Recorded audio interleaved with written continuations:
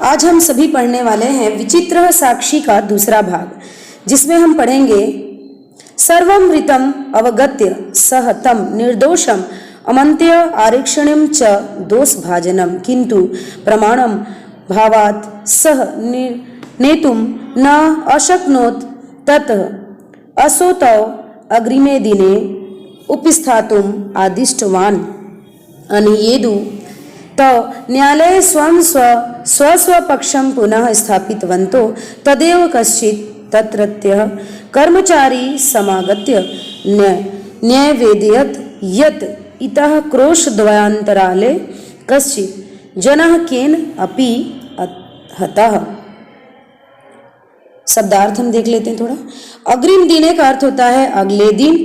आरक्षी सिपाही चौराभियोग योगे चोरी के इल्जाम में उभाभ्याम दोनों से दोष भाजनम दोषी या दोष युक्त प्रमाणाभावात अर्थात प्रमाण के अभाव के कारण निर्णय देने में उपस्थातुम अर्थात उपस्थित हाजिर होने के लिए अनियेदु दूसरे दिन स्थापित वंतो अर्थात रखा तत्रत्य वहाँ रहने वाला या वहीं का क्रोश द्वयंतराले 2 कोस की दूरी पर अर्थात 6 किलोमीटर की दूरी पर।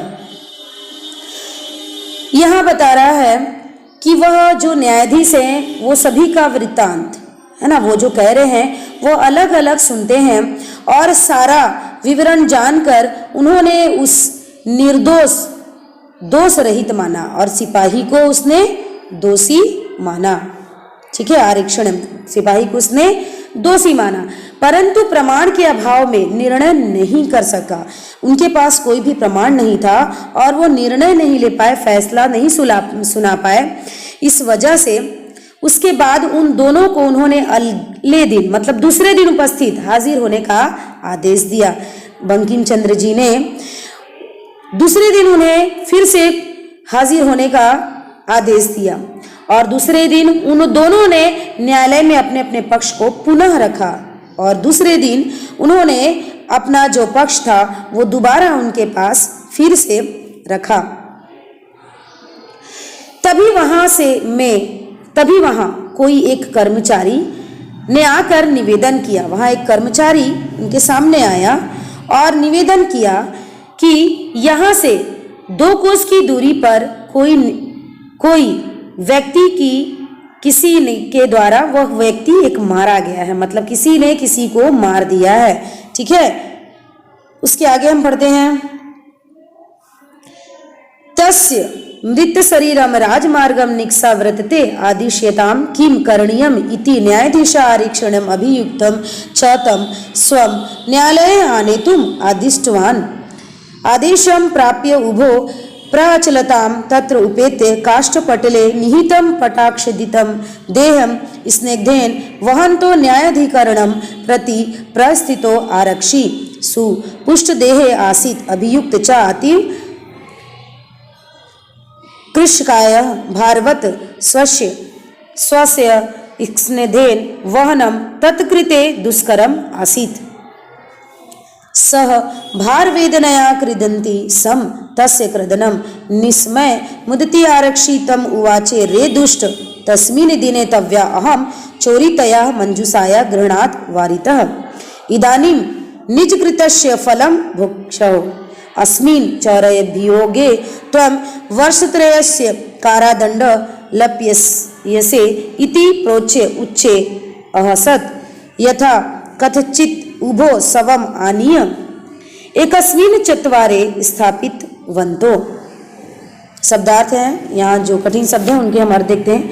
प्राप्य का अर्थ होता है प्राप्त करके, प्राचलतम चल पड़े, काष्ठपटले लकड़ी के तख्ते पर, निहितम रखे हुए को, पट अक्षदितम कपड़े से ढके हुए को, वहन तो दोनों ले जाते हुए या प्रस्थितो दोनों या चल पड़े, सुपुष्ट देह स्वस्थ व मोटे शरीर वाला, कृशकाय दुबले पतले शरीर वाला, भारवता भारी, दुष्करम कठिन, मुदिता प्रसन्न, निस्मय सुनकर, चोरितया चुराई गई, वारितः अर्थात रोका गया, वर्ष त्रय से 3 वर्ष की, यथा कंचित अर्थात जैसे कैसे या जैसे तैसे, चत्वरे अर्थात चौक पर या चौराहे पर। जब जज महोदय ने उन्हें आदेश दिया, ठीक है, कि आप बारी बारी से अपना विवरण सुनाएं, उन्होंने फिर अपना सुनाया। फिर उन्हें उसी समय एक कर्मचारी वहां पहुंचता है और कहता है कि राजमार्ग में एक लाश पड़ी हुई है। तब क्या होता है, उसके जो मृत शरीर को, उसकी लाश को जो राजमार्ग के पास पड़ी हुई है, आदेश दे कि क्या करना है। वह कह रहा है आदेश दे कि क्या करना है। तब न्यायाधीश ने सिपाही को और कैदी को उस लाश को न्यायालय में लाने का आदेश दिया।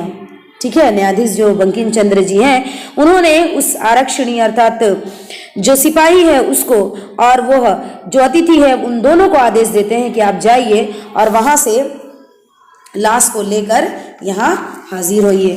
तभी क्या होता है, वह दोनों आदेश पाकर, आज्ञा पाकर वहां से वह निकल जाते हैं और वहां पहुंचकर लकड़ी के तख्ते पर रखे कपड़े से ढके हुए शरीर को कंधे पर उठाए हुए न्यायालय की ओर चल पड़ते हैं। कपड़े से ढका हुआ है जिसे वो दोनों वहां से लेकर चल पड़ते हैं। जो आरक्षी था, जो सिपाही था, वो बड़ा ही सुपुष्ट, मतलब कि बहुत ही अच्छा शरीर वाला था, स्वस्थ मोटे शरीर वाला था। और जो अभियुक्त था, जो अतिथि था, वो बहुत ही पतला दुबला शरीर वाला था और वह भार उठाने में बिल्कुल भी असमर्थ था, बिल्कुल उठा नहीं पा रहा था।